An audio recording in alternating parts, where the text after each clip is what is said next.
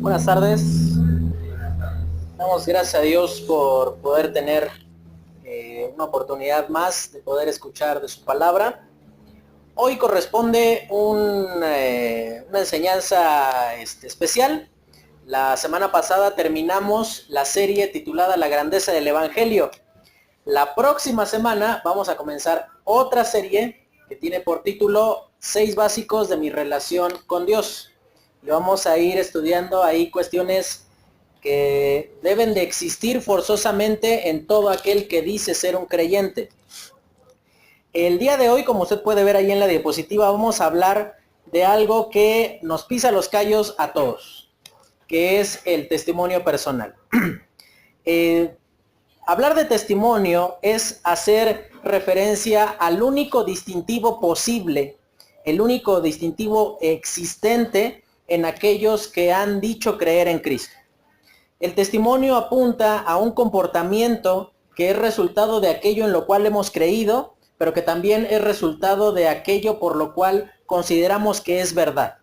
Nos comportamos de esa manera porque consideramos que lo que presenta la palabra de Dios como requerido de nosotros es verdad, es suficiente, es algo que debemos de cumplir y que por lo tanto cualquier tipo de desobediencia en ese sentido es injustificable.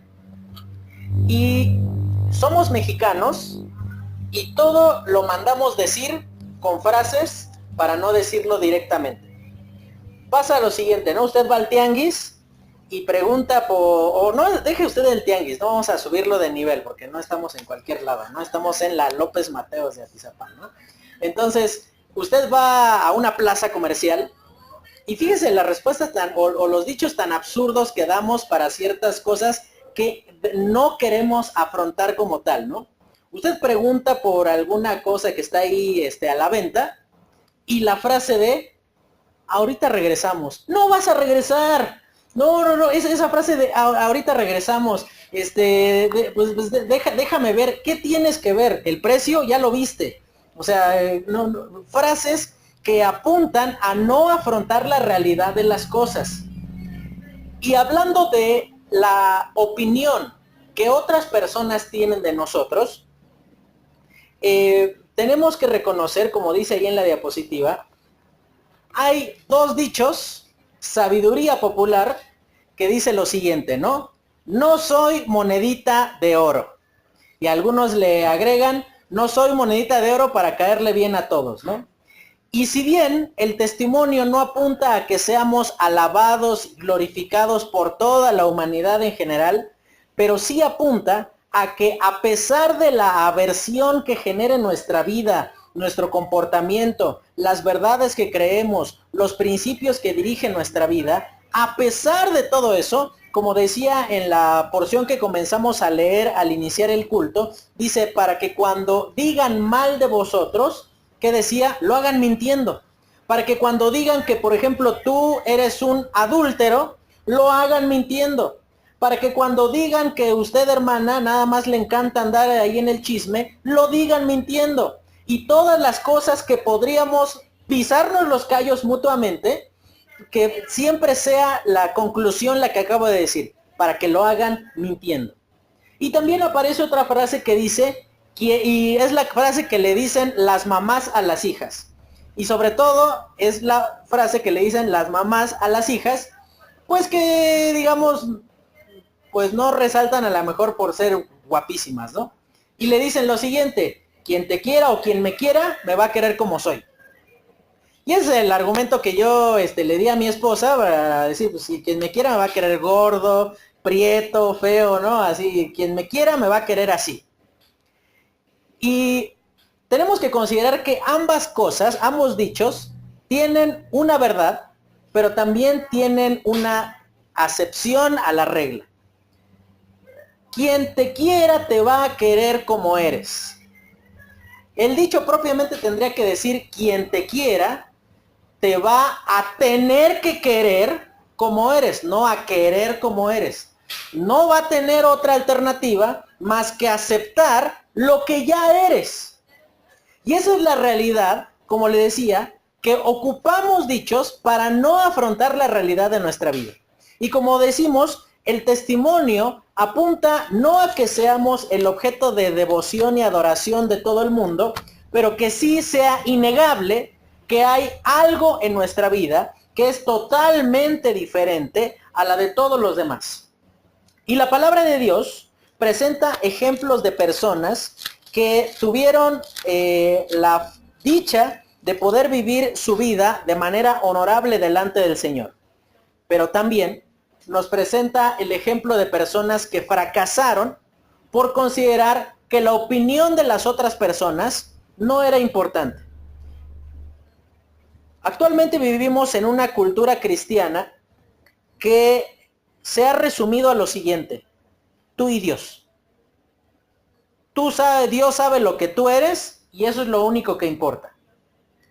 Sí, Dios es el único que sabe lo que nosotros somos, y si lo dimensionáramos en la proporción de vida, esto tendría que hacernos sudar frío, hermano. Dios es el único que sabe lo que verdaderamente somos. Ya nada más con esa frase estaríamos en muchos apuros todos nosotros, porque ahí llegamos a un punto ante quien no podemos fingir, ante quien no podemos presentar una cara bonita, una imagen muy piadosa y decorosa, cuando en realidad estamos llenos de pudrición en nuestro corazón. Pero decimos, sí, Dios es el único que conoce la realidad sobre nosotros, pero tenemos que entender un principio que presenta la palabra de Dios en el libro de Primera de Samuel. No lo busqué.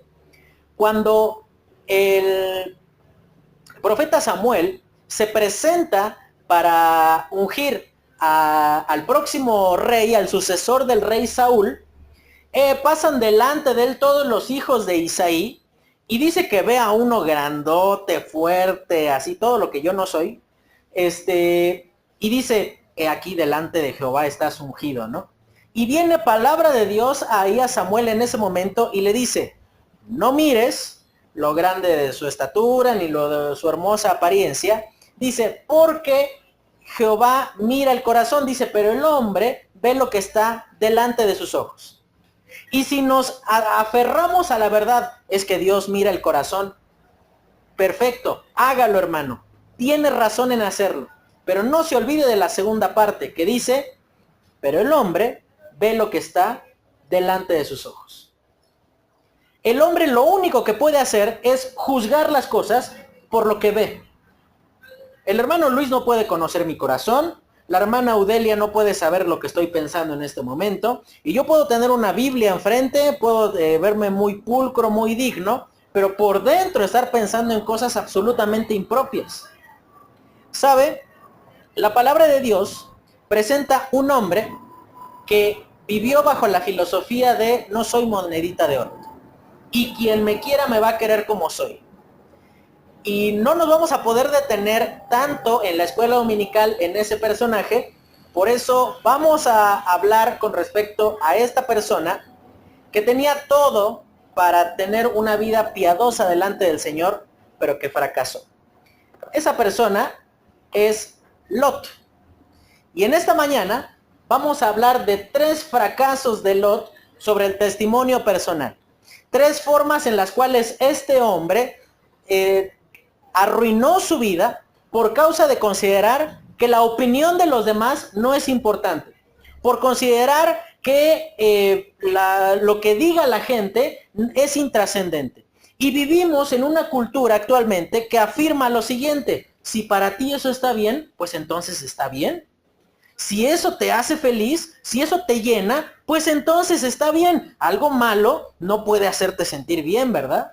Y fíjese la filosofía tan absurda bajo la cual hacemos un planteamiento. Eso quiere decir que, por ejemplo, si yo soy diabético, no importa que consumas 60,000 calorías en un día, porque si me hizo sentir bien, ¿cómo me puede hacer mal? O sea, si es algo que me hace sentir bien, no me puede causar mal. Y va a pasar un mes consumiendo toda esa cantidad de calorías y me va a dar un coma diabético por causa de que algo que me hace sentir bien, me hace mal. Y eso es lo que vamos a entender a través de la vida de Lot. Un hombre que desestimó la relevancia del testimonio personal, que consideró que sus pasos era algo que solamente Dios y él podían juzgar. Pero tenemos que considerar que a la luz de la palabra de Dios es tan responsable Lot de la condenación de Sodoma y Gomorra como los habitantes de Sodoma y Gomorra, porque él tenía todos los argumentos y los principios para poder advertir a los habitantes del juicio que venía sobre ellos, y en lugar de hacerlos, decidió vivir muy cómodamente en un lugar que era placentero para su corazón. Antes de mencionar los fracasos, tenemos que presentar algunas cuestiones importantes con respecto al asunto del testimonio. Y tenemos que considerar que, por ejemplo, el testimonio, dice en el libro de Primera de Juan, que nadie que dice que ama a Dios puede odiar a su hermano. Eso entonces nos hace entender que el testimonio no solamente es el resultado o lo que las otras personas ven de nuestra conducta, sino que el testimonio es resultado de nuestra creencia. Si nosotros creemos que debemos amar a las otras personas, no importa cuán agradable o desagradable sea, en mi opinión, la otra persona, tengo que amarlo porque eso es lo que la palabra de Dios dice que debo de hacer. Es el resultado obvio de tener a la persona de Cristo morando dentro mío. En segundo lugar, ahí veíamos en el libro de Mateo capítulo 5, menciona la trascendencia con respecto del testimonio, y vaya allí, nuevamente le voy a hacer notar un par de cosas. Mateo capítulo 5 hace referencia al valor del testimonio y dice en Mateo 5, versículo 11, bienaventurados sois cuando por mi causa os vituperen y os persigan y digan toda clase de mal contra vosotros, que dice, mintiendo.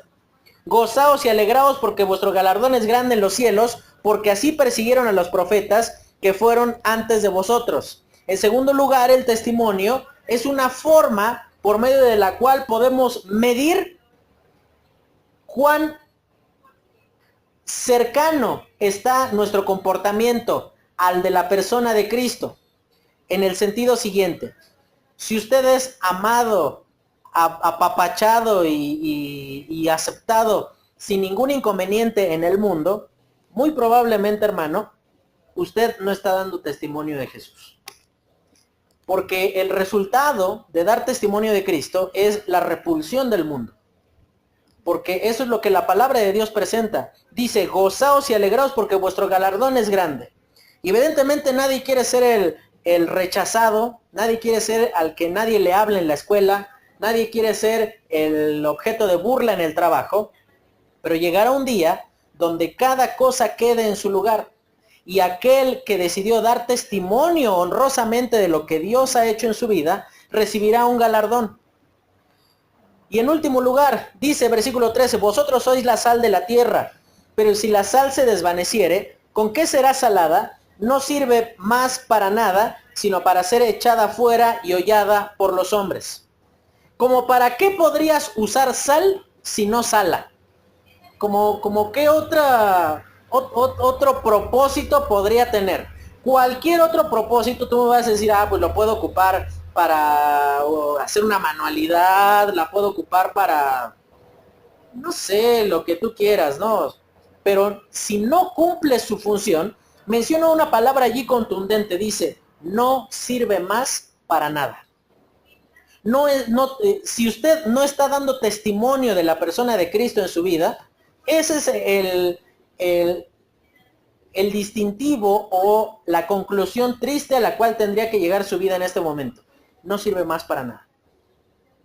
Puedes ser muy bueno a lo que te dedicas, puedes tener mucho carisma, puedes hacer muchas cosas buenas, pero si no estás dando testimonio de Cristo, no sirves para nada. Eso es una cosa que suena un tanto ofensiva, que nos digan, eres un bueno para nada. Fíjese lo absurdo de esa frase. Eres bueno para nada, o sea, no eres bueno. O sea, porque si nada no existe, entonces no eres bueno. Entonces, piensa en lo siguiente. Dice, no sirve más para nada. No tiene propósito alguno. Y sabe, hermano, vaya conmigo al libro de Génesis capítulo 19 para poder entender lo que la palabra de Dios presenta allí con respecto a la relevancia del testimonio personal. Y como decíamos, vamos a hablar de 3 fracasos de Lot en su testimonio personal. Y en primer lugar, dice allí, una verdad sin denuncia. Comienza el capítulo 19, dice, llegaron pues los 2 ángeles a Sodoma a la caída de la tarde, y Lot estaba sentado a la puerta de Sodoma. Y viéndolos Lot se levantó a recibirlos y se inclinó hacia el suelo y dijo, ahora mis señores, os ruego que vengáis a casa de vuestro siervo y os hospedéis y lavaréis vuestros pies y por la mañana os levantaréis y seguiréis vuestro camino. Y ellos respondieron, no, que en la calle nos quedaremos esta noche.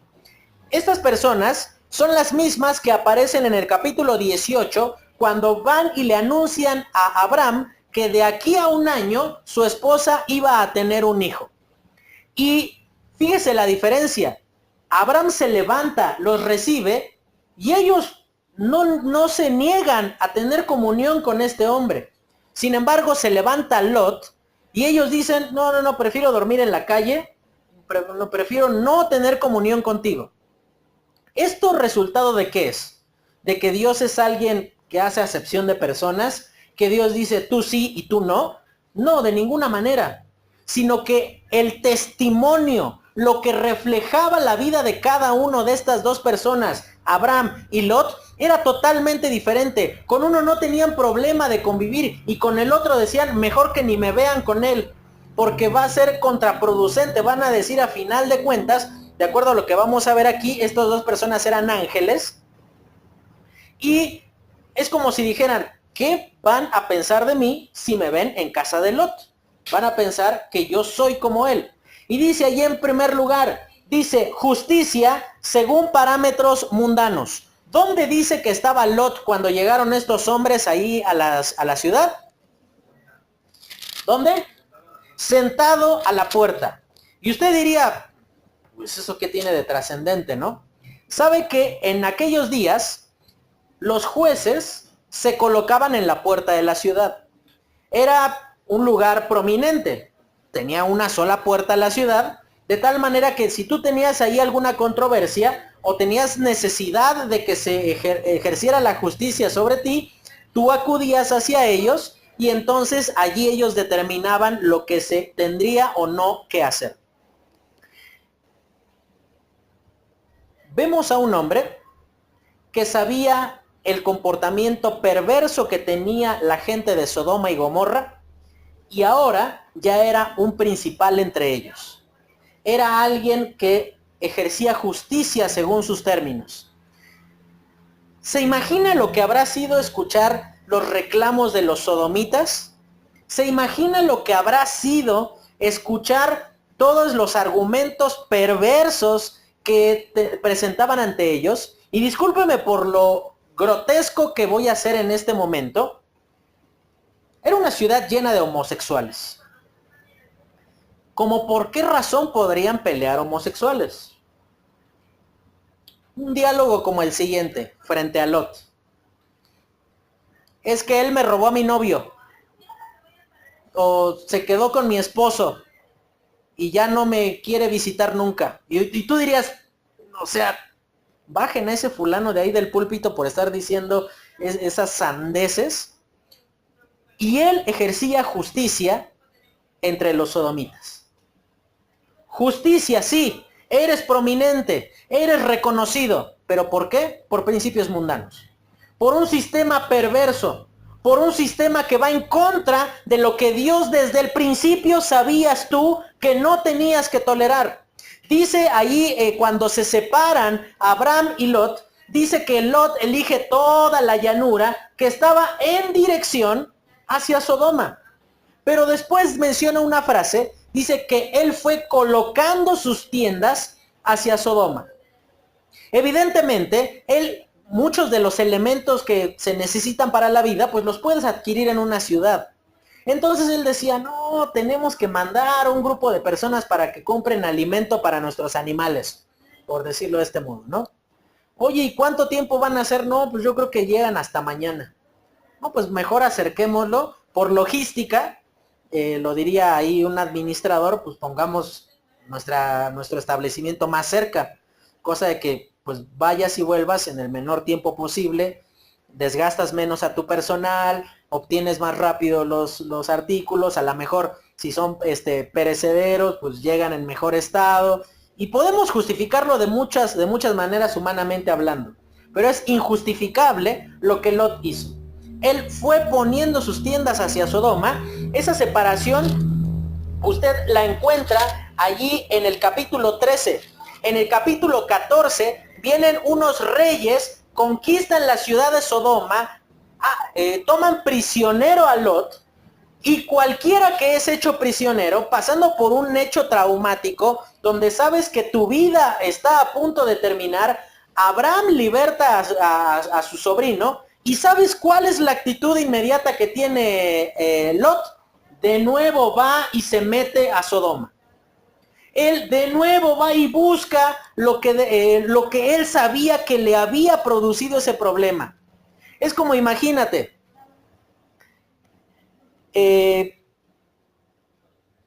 imagínate que tuviésemos un árbol aquí muy grande y por subirte por una pelota ahí cuando estábamos jugando a bajarla, te caes del árbol y te rompes un brazo.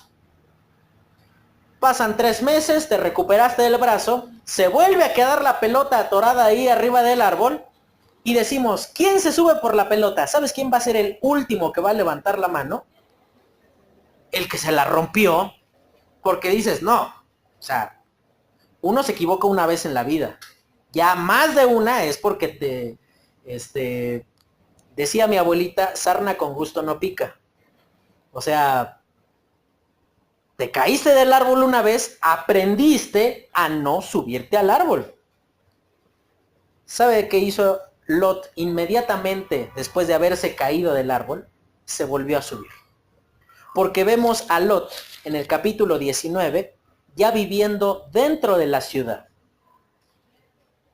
Dice en segundo lugar, rectitud en comparación de la perversión. Sí, evidentemente Lot tenía un comportamiento distinto al de las personas que vivían en aquel lugar.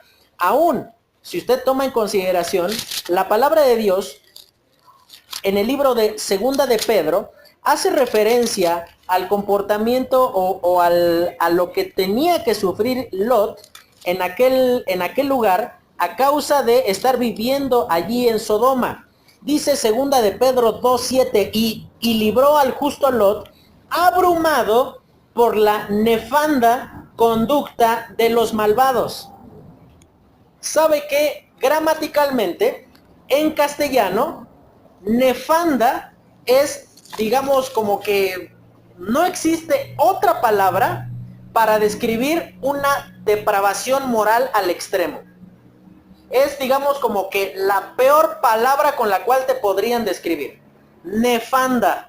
Esa es la forma en la cual aparece ahí en 2 de Pedro 2:7. Y dice que Lot estaba abrumado por la conducta de los sodomitas ahí en ese lugar. Él escuchaba noche tras noche, día tras día, todos los hechos vergonzosos que estos hombres alababan y exaltaban y decían, bravo, hemos llegado a un nivel de entendimiento y un nivel de liberalidad que podemos manejar las cosas de acuerdo a nuestros razonamientos. Y en último lugar dice, tolerancia hacia lo intolerable. Continúa ahí en Génesis capítulo 19 y dice en el versículo 3, mas él porfió con ellos mucho y fueron con él y entraron en su casa y les hizo banquete y coció panes sin levadura y comieron. Pero antes que se acostasen, rodearon la casa los hombres de la ciudad. Y ahí menciona el entorno en el cual vivía Lot. Los varones de Sodoma, todo el pueblo junto, desde el más joven hasta el más viejo. Y llamaron a Lot y le dijeron, ¿dónde están los varones que vinieron a ti esta noche? Sácalos para que los conozcamos. Y si nosotros escuchamos esta frase, pues, sácalos para conocerlos, pues los entendemos en castellano, ¿no? Que vamos a decir, ¿qué onda? Qué bueno, mucho gusto, mira, yo soy un sodomita pues aquí tienes tu casa cuando quieras venir. Pero la frase conocer, que se ocupa aquí en el libro de Génesis capítulo 19, hace referencia a tener relaciones sexuales. Ese es el mismo término con el cual se menciona en el libro de Génesis capítulo 4, cuando dice que conoció Adán a su mujer. No la conocía, sí, ya la había visto adentro del huerto. No es que se la presentaron apenas. El término conocer habla de una intimidad sexual. Lo que estos hombres estaban haciendo era decir, sácalos, discúlpeme por ser tan crudo, sácalos porque los vamos a violar. Discúlpeme por las palabras que ocupo, pero yo creo que fue lo menos que le dijeron a Lot en ese momento. Y él estaba en ese punto donde él tiene a sus invitados y de repente sale toda la turba de gente y dice, sácalos porque vamos a tener relaciones sexuales con ellos.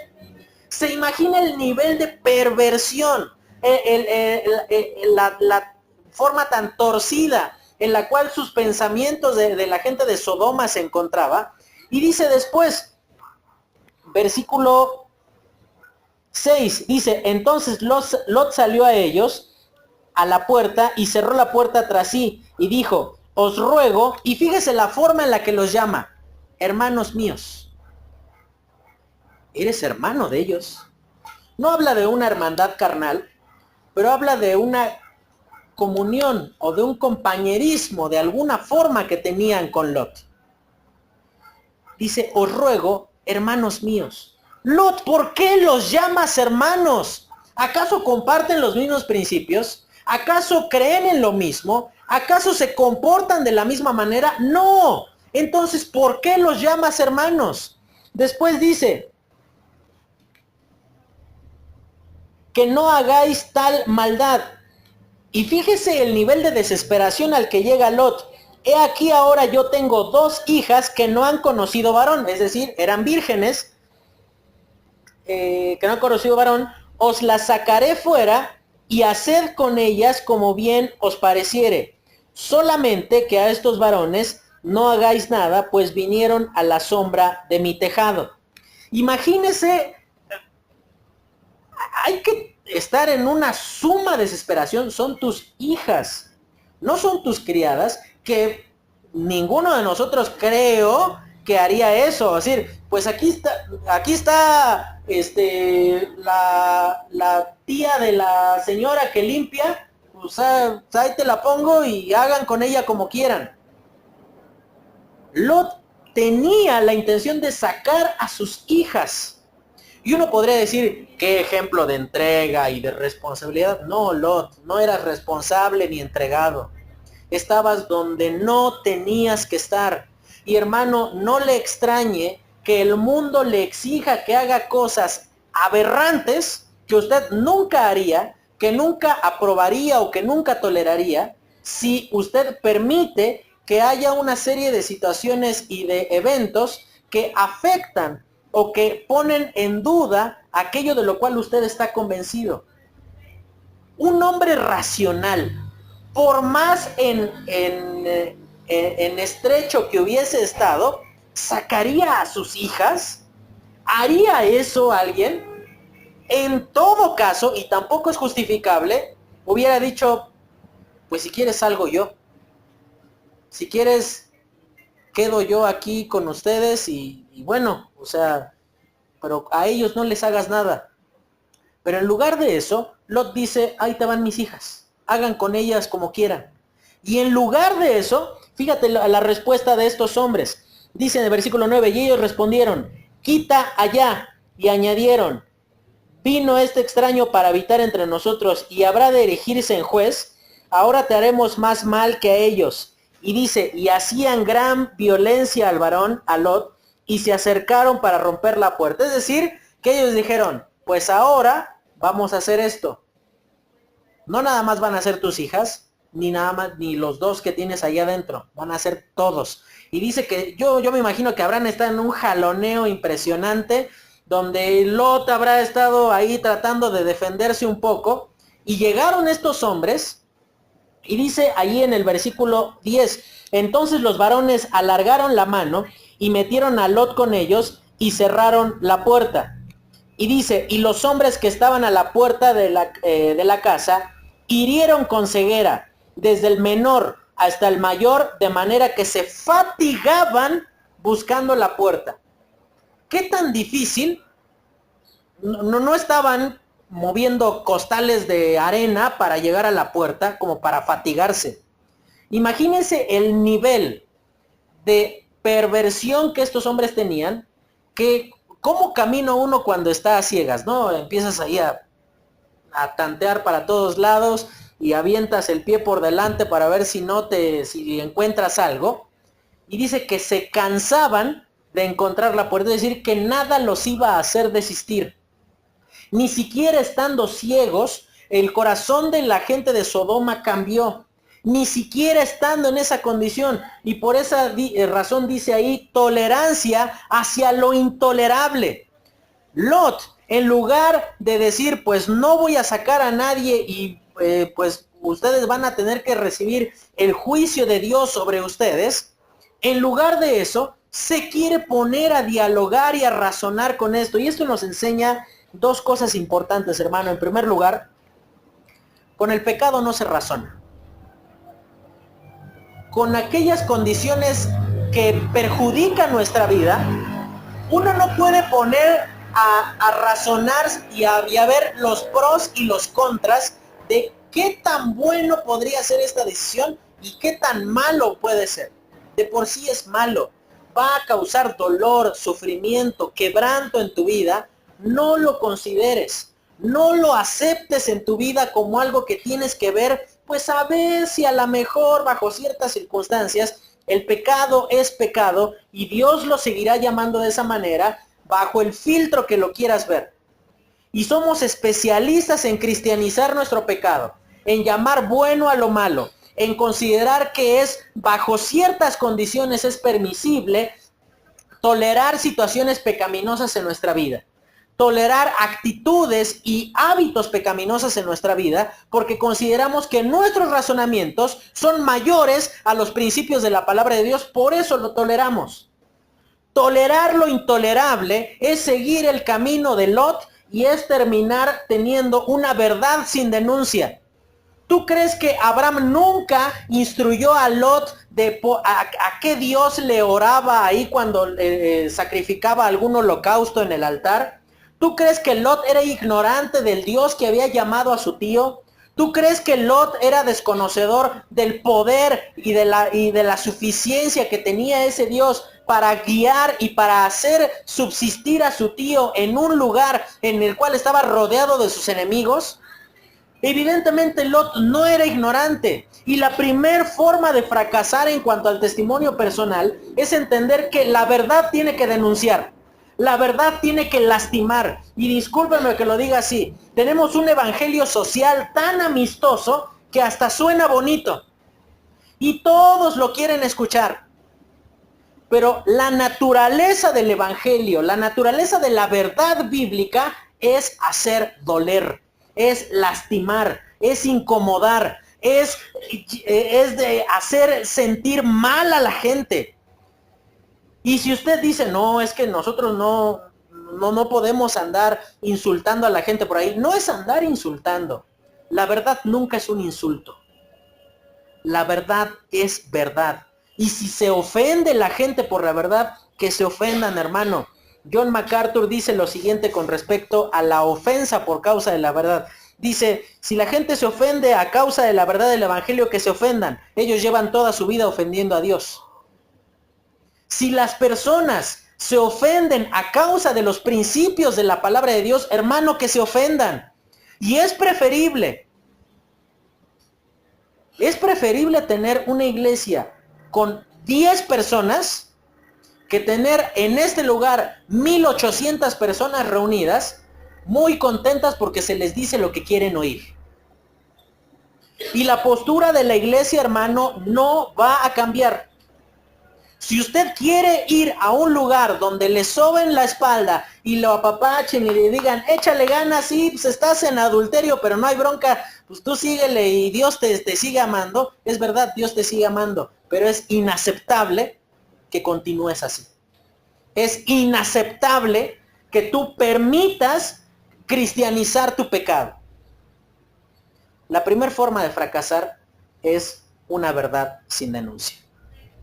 Lot nunca instruyó a la gente de Sodoma con respecto al Dios de su tío. Y eso lo llevó al segundo fracaso. Y dice allí la diapositiva, una vivienda, sin diferencia. Y vemos ahí a Lot dando a sus hijas a hombres perversos. Dice en el versículo 12, y dijeron los varones a Lot, ¿tienes aquí a alguno más? Fíjese lo que dice, yernos y tus hijos, tus hijas y todo lo que tienes en la ciudad, sácalo de este lugar, porque vamos a destruir este lugar, por cuanto el clamor contra ellos ha subido de punto delante de Jehová, por tanto, Jehová nos ha enviado para destruirlo. Dice, entonces salió Lot y habló, mera lógica. Dice, entonces salió. ¿Dónde estaba? Adentro. Entonces, sería absurdo que sal para afuera, pues, eso solamente lo dicen en Argentina, la verdad, ¿eh? Te dicen, sube arriba, sal afuera o entra adentro, así te dicen. Bueno, si dice que salió, pues es porque estaba adentro. Si salió, primer cosa, no tienes que salirlo, todos los que están afuera, pues es una manga de degenerados y de perversos que están fatigándose por encontrar la puerta. Porque ¿qué decía en el versículo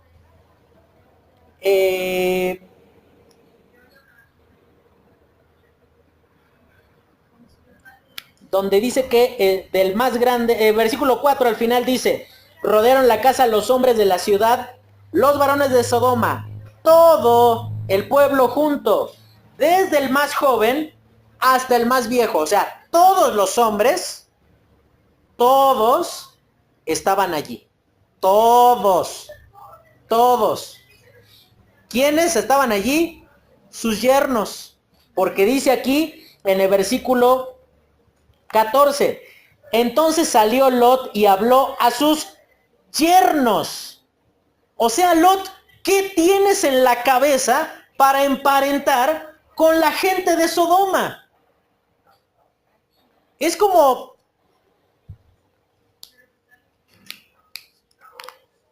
imagínese, hermana Elisa, usted tiene hijas. Y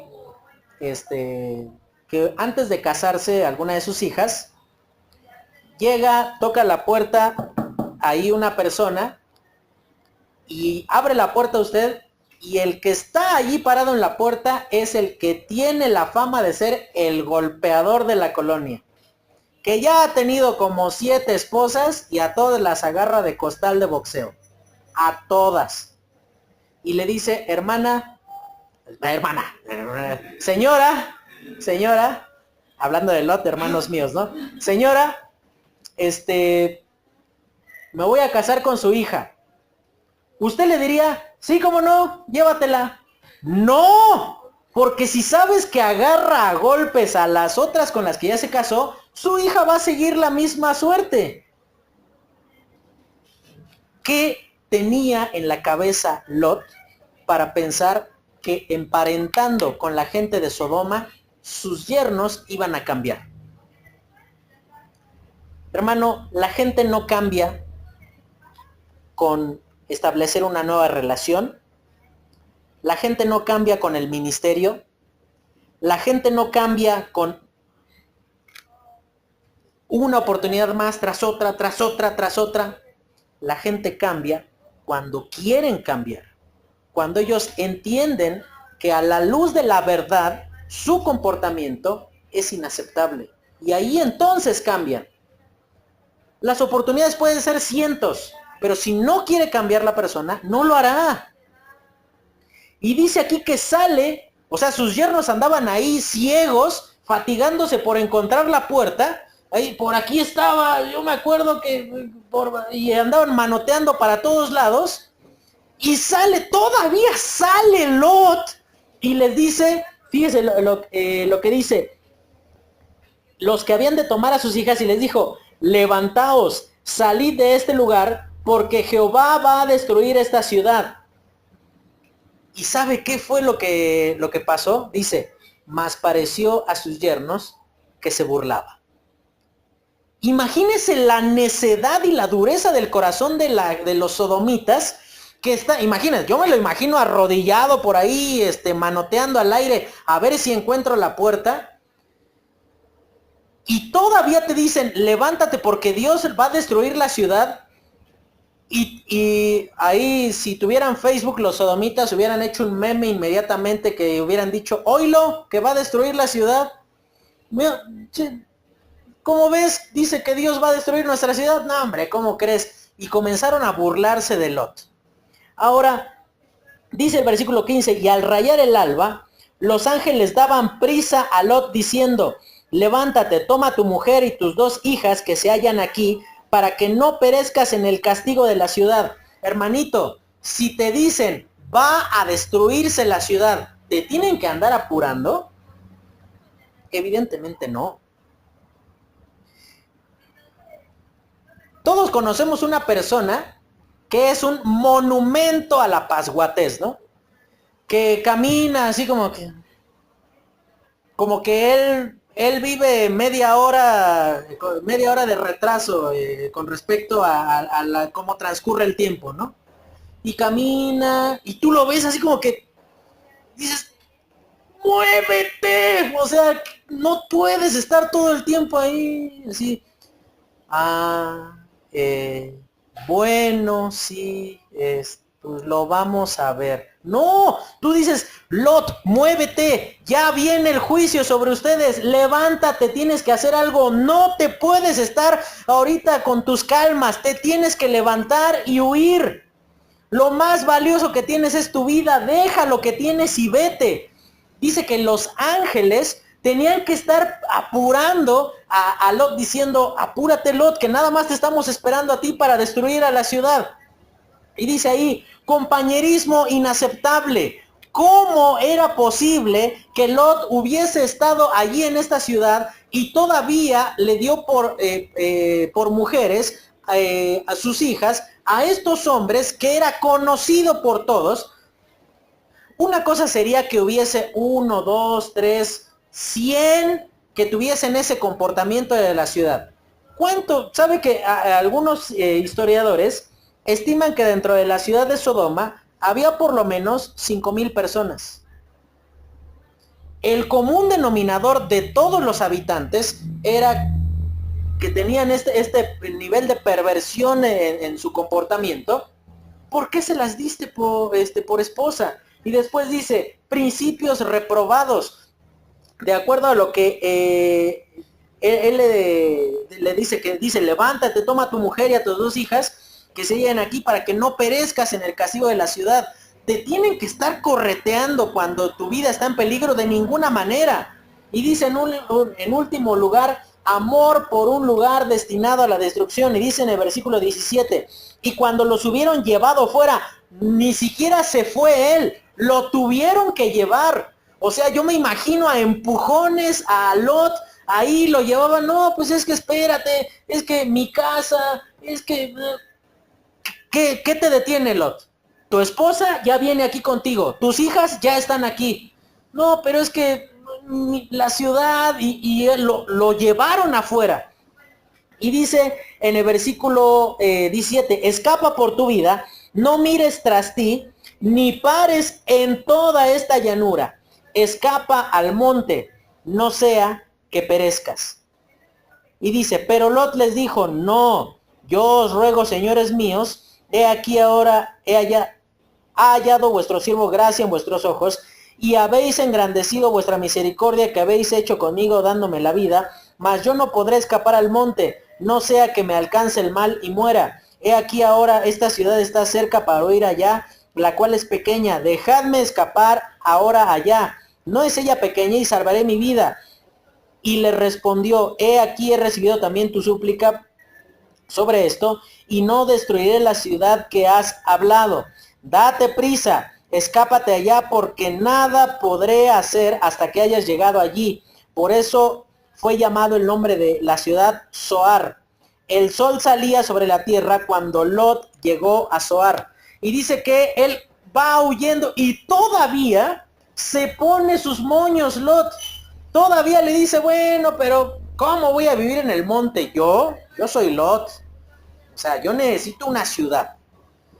Yo necesito un lugar bueno para vivir. Sí, estoy en medio de la reprobación de tu parte. Sí, merezco el castigo, pero no, o sea, ¿cómo en el monte? O sea, ¿qué tal que me alcance el mal y muero? Mejor aquí en la ciudad.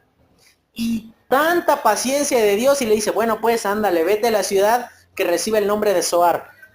Y dice el versículo 24, entonces Jehová hizo llover sobre Sodoma y sobre Gomorra azufre y fuego de parte de Jehová desde los cielos, y destruyó todas las ciudades y toda aquella llanura con todos los moradores de aquellas ciudades y el fruto de la tierra. Entonces la mujer de Lot miró atrás a espaldas y se volvió estatua de sal. ¿Cuál fue la instrucción que le dieron los ángeles de algo que no tenían que hacer? Le dijeron, no mires tras ti, no voltees, porque vas huyendo. Lo importante no es lo que estás dejando atrás, lo importante es hacia dónde te diriges. Y no sabemos el nombre de la mujer de Lot, pero es evidente que si hubo alguien salado fue ella. No, pero que si hay, es más que evidente que esta mujer llevaba todo con ella, menos su corazón. Lo importante para ella se quedó atrás. Y entonces cuando voltea y ve la destrucción de Dios, dice que se volvió estatua de sal. Y ahí es donde se acaba la paciencia de Dios.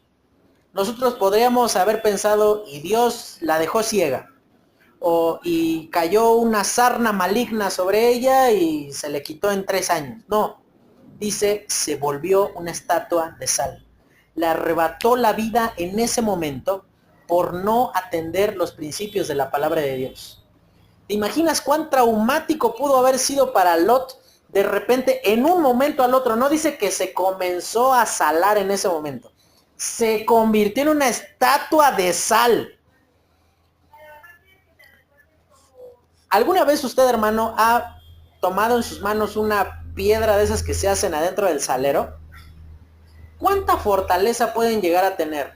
Nula. No hay nada que lo una. Pueden estar un tanto duras, pero si lo aprietas fuertemente con la mano, se deshace. No estoy diciendo que eso dice la Biblia, pero aún probablemente Lot vio a su mujer, ¡pum!, se hizo una estatua de sal, y no es que cargó ahí a la esposa y la llevaba en el hombro, sino que seguramente la esposa se desmoronó en ese momento, a causa del juicio de Dios. Ese es el pago del pecado. Una vivienda sin diferencia, una familia que amaba tanto a Sodoma, que preferían morir, preferían convertirse en sal, en lugar de atender los principios de la palabra de Dios. Y hermano, usted tendrá que entender, de acuerdo a lo que la palabra de Dios enseña, que nunca podrá tener usted un buen testimonio como corresponde si usted no comienza por su casa, si usted no inicia por sus hijos. Y aquí vemos a un hombre que fracasó en su testimonio, porque él podría estar, como decía en 2 de Pedro, abrumado por la nefanda conducta de estos hombres. Pero llegó un punto donde todos podemos decir, sí, con Lot todo muy bonito, pero no hablemos de sus hijas porque pues ahí ya la puerca torció el rabo, ¿no? Ahí ya no podemos hacer más. Está todo muy bien hasta que comienzas a hablar de las hijas de Lot. Está todo muy bien hasta que hablas de su esposa. Qué bueno sería que toda la familia de Lot fuera como él. Y lamentablemente, hermanos, hay personas que Y yo le cuento, dentro del ministerio donde nosotros estábamos hace un tiempo, habían iglesias que decían, mire hermano, la verdad, yo abriría el club bíblico aquí en la iglesia si no fuera por la esposa del misionero. O sea, es tan difícil el compañerismo con ella. O al revés, mire hermana, pues sí, o sea, quiere hacer una actividad para señoritas, pues hágala aquí, pero no traiga a su esposo. O sea, no, mejor nos evitamos la confrontación. Qué lamentable que el evangelio se vea estorbado por una falta de testimonio familiar. Que sus hijos no le acompañen. ¿Y a qué me refiero con esto? Hermano, usted no podrá ser responsable eternamente de la conducta de sus hijos. Llegará un día donde ellos serán responsables de su conducta. Pero tristemente vemos personas que se ven estorbados en su ministerio, estorbados en su relación con otros hermanos, a causa de que ellos dicen, bueno, pues es que pues, mis hijos son aparte, cualquier cosa arréglala conmigo. Mira hermano, nada le va a dar más proyección o va a acortar más aquellas cosas que usted quiera hacer para el Señor que el testimonio de sus hijos. Y esto es lo que la palabra de Dios presenta. Samuel dejó de tener continuidad en el ministerio a causa de sus hijos. Salomón fracasó, sí personalmente, pero también sus hijos fracasaron. David, salmista impresionante, gran guerrero, gran rey de Dios, pero no hablemos de sus hijos, porque ahí entonces uno violó a su hermana, otro mató a su hermano, otro quería matarlo a él, quería para ser el rey, y por esa razón nada será de mayor estorbo, y como decíamos, hay una vivienda sin diferencia, que el mal testimonio y la permisividad que los padres tengan hacia sus hijos. Y en último lugar, una vida sin deleite. Lot procreando con sus propias hijas. Dice el versículo 30, subió Lot de Zoar y moró en el monte con sus dos hijas porque tuvo miedo de quedarse en Zoar y habitó en una cueva con él. No vamos a leer los siguientes versículos, pero se lo cuento muy rápidamente por cuestión del tiempo. Dice que sus hijas llegan allí al monte y dice ahí en primer lugar el mal de las hijas de Lot. ¿Cuál es el mal de las hijas de Lot? Que dicen, ya no hay hombre sobre la tierra. O sea, esta es la solución que tenemos, nosotros tenemos que solucionarlo. Y hay tantos creyentes que tienen el mal de las hijas de Lot, donde ellos dicen, esta es mi oportunidad para aprovechar. Sí, yo sé que es inconverso, sí, yo sé que estoy yendo en contra de los principios de Dios, pero es mi oportunidad, es mi momento, es tan agradable, es tan satisfactorio que no lo puedo dejar pasar. El mal de las hijas de Lot habla de decir, Dios, tú no eres suficiente para solucionar y para presentar una alternativa a aquello que yo requiero. Dios, tú no eres suficiente para inferir en mis problemas y por eso tengo que solucionarlos yo. Y dicen que estas dos mujeres, la perversión de Sodoma también alcanzaba a las mujeres. Y dice que embriagan a su padre y hacen un plan. Dice, vamos a poner borracho a nuestro papá y nos vamos a turnar. El primer día tú duermes con él para que Dios nos levante descendencia. Y al siguiente día de nuevo lo emborrachamos y ahora tú duermes con él para que Dios levante descendencia. Y preciosos regalitos que le levantaron al pueblo de Israel.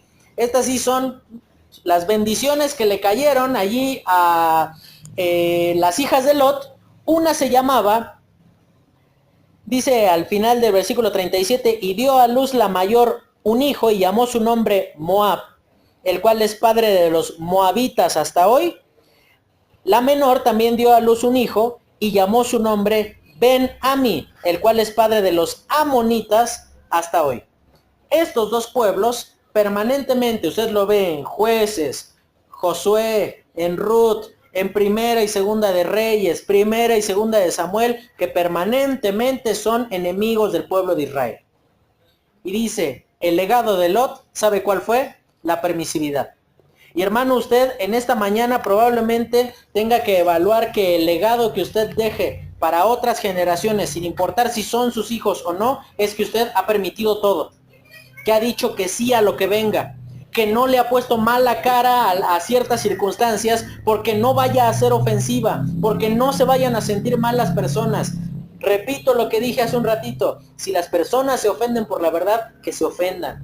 Una vida sin deleite. ¿Se imagina lo que habrán sido los años de Lot después de esto, cargando en sus rodillas a sus hijos nietos? ¿Se imagina lo que habrá sido para él saber que él cometió incesto con sus propias hijas? ¿Se imagina lo que habrá sido para Lot saber que estuvo tan cerca de obedecer la voluntad de Dios, pero estuvo tan lejos de querer hacerlo? ¿Se imagina lo que habrán sido los últimos años de Lot diciendo, es que yo decidí estar en Sodoma, yo decidí ponerme borracho, yo decidí no atender los principios de la palabra de Dios? Y llegará un día, hermano, donde usted como Lot se encontrará en una cueva y usted tendrá que sufrir la consecuencia de su extravío a causa de no atender los principios de la palabra de Dios. La relevancia del testimonio personal dice, todos vivimos en Sodoma.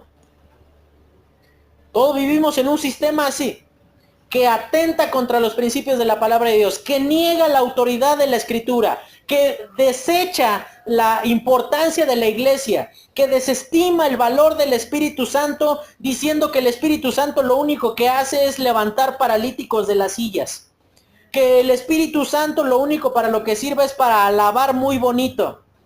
Pero hermano, el Santo Espíritu de Dios vive dentro de usted a causa de haber creído en Cristo como Salvador, y al principal contristado a causa de su pecado permisivo es el Espíritu Santo. Hermano, la relevancia del testimonio personal radica en lo que las otras personas dirán de nosotros. Y es verdad, no somos monedita de oro para que todos nos quieran, y el que lo quiera, el que me quiera me va a querer como soy. Sí es verdad, pero quiera Dios que todo lo malo que las otras personas digan de nosotros, como dice ahí en Mateo, lo hagan mintiendo. Que no tengan razón de acusarnos a causa de la necedad y del desvío en nuestro corazón a causa de no atender los principios de la palabra de Dios. Vamos a orar. Tremendo. Señor, te damos gracias por lo bueno que tú eres con nosotros. Gracias, Señor, por tu palabra y por lo bueno que tú eres con nosotros. Permítenos poder vivir de tal manera que no imitemos el ejemplo de Lot, Señor. Por tu gracia, Señor, y tu misericordia, permítenos no fracasar en nuestra vida. Que lo que dejemos tras nuestro no sea vergüenza, no sea fracaso, no sea frustración, sino que sea un legado de obediencia a pesar de las consecuencias. Todo esto, Señor, te lo pedimos y te lo agradecemos en el nombre de Cristo Jesús. Amén.